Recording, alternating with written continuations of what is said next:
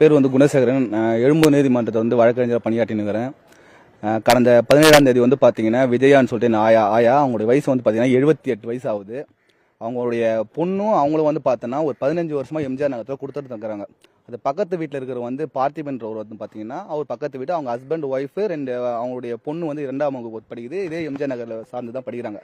ஆயா வந்து 17ஆம் தேதி வந்து பார்த்தீங்கன்னா மார்க்கெட் வேலைக்கு போகிற ஆயா அவங்க என்ன பண்ணுறாங்க 11:30 மணிக்கு வந்து மார்க்கெட்டில் கூட்டின வேலை இல்லைன்ற காரணத்தினால 11:30 மணிக்கு ஆயா வந்து பார்த்தீங்கன்னா அவங்களுடைய வீட்டுக்கு வராங்க. வீட்டுக்கு வரும் பார்த்தீங்கன்னா அவங்களுடைய அம்மா வந்து அதே மார்க்கெட் வேலை செய்யணும் அவங்க வேலைக்கு போயிடுறாங்க. ஆயா வீட்டுக்கு வரும்போது வேறு யாரும் இல்லை, ஆயா மட்டும் தான் இருக்காங்க. அதுக்கடுத்தது ஆயா ரிட்டர்ன் போகல. ஆனால் ஆயா காணுன்னு சொல்லி நாங்கள் என்ன பண்ணுறோம் 17, 18, 19ஆம் தேதி நாங்கள் பண்ணுறோம் புகார் கொடுக்குறோம். 2 நாள் தேடி வந்துட்டு அதுக்கடுத்து பண்ணலாம் அப்படின்னு சொல்லிட்டு ஒரு புகார் கொடுக்குறோம்.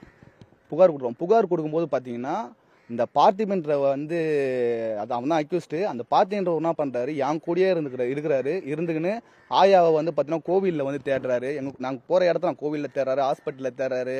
அதுக்கடுத்து ஆயா வந்து இந்த இடத்துல கூட போயிருக்கோம், இந்த இடத்துல கூட போயிருக்குன்னு சொல்லிட்டு ஒரு சஸ்பெக்டடாக வந்து பார்த்தீங்கன்னா ஒவ்வொரு இடமா சொல்கிறாரு. அதேமாதிரி ஒரு இடமும் நாங்கள் போய் பார்த்துன்னு தான் இருக்கோம். நாங்கள் அதுக்கடுத்து பார்த்தீங்கன்னா கண்ணீர் அஞ்சலி காணவில்லை போஸ்ட் வந்து பார்த்தீங்கன்னா அவரு தான் அடிச்சு தராரு. நாங்கள் போஸ்ட் தரோம், அவர் தான் போய் அடிச்சு தந்து எல்லா வேலையும் அவர் தான் பார்க்குறாரு.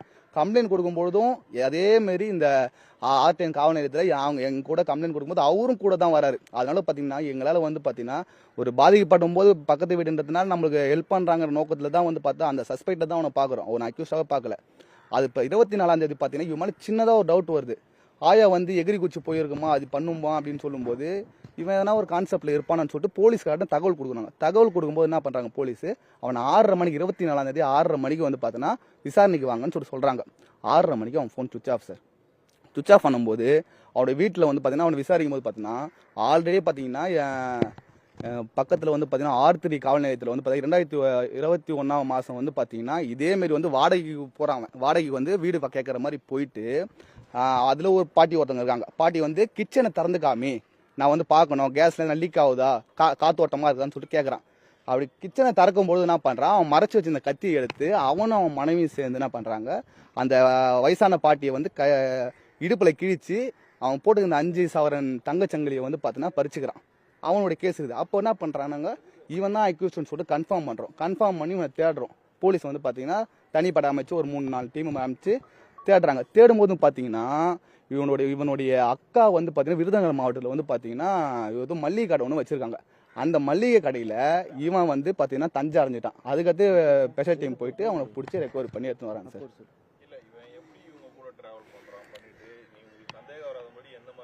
சார் அவன் சந்தேகம் வர மாதிரி அதான் சொல்கிறேங்க சார்.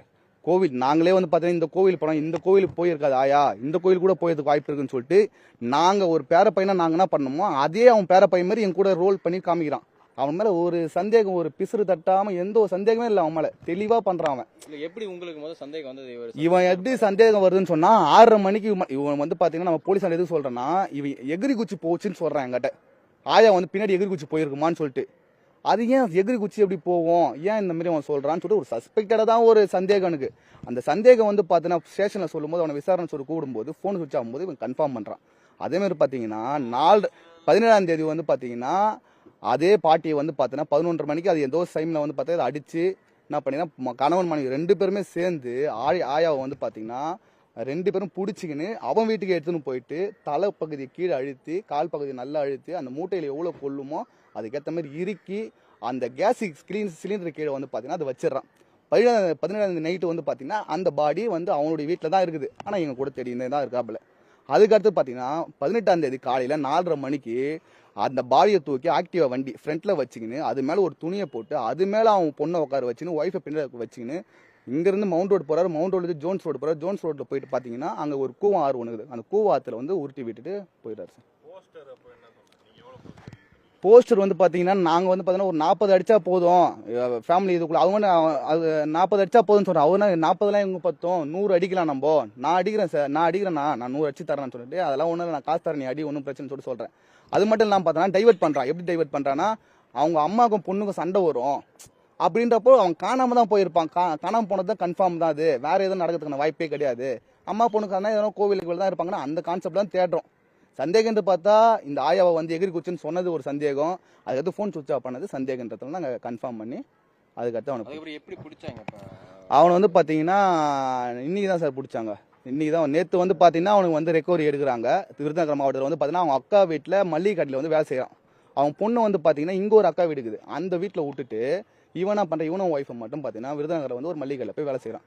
வேலை செய்யும்போது பக்கத்தில் வந்து பார்த்தீங்கன்னா அவங்களுடைய அம்மா அவங்களுடைய அக்காவை வந்து கூட்டின்னு வந்து விசாரிக்கும் போது அவங்களுடைய கால் ரெக்கார்டு எடுக்கும்போது இவன் பேசியிருக்கும்போது அந்த விருதுநகரில் வந்து அந்த டீம் போயிட்டு தூக்கிட்டு நம்ம R10 காவல்நிலை ஆய்வாளருடைய தனிப்படையாக வந்து போயிட்டு அவங்க ரெக்கவரி பண்ணி எடுத்து வந்து ரிமாண்ட் பண்ணுறாங்க சார். என்ன மோட்டிவ் சார் இது? மோட்டிவ் ஒன்றும் இல்லை சார். அவங்க போட்டிருந்த நகை, போட்டிருந்த மூக்குத்தி, அவங்க எப்பவுமே காசு வச்சுப்பாங்க. அவங்க கொத்து வேலைக்கு போகிறவங்க அவங்க பார்த்தீங்கன்னா மேக்ஸிமம் எனக்கு தெரிஞ்சு வீட்டில் காசு தர மாட்டாங்க. அவங்க நார்மலாக வந்து பார்த்தீங்கன்னா அவங்க தேவைக்குனாவோ அது செலவு பண்ணுவாங்க. 40,000 50,000 வச்சுருப்பாங்க.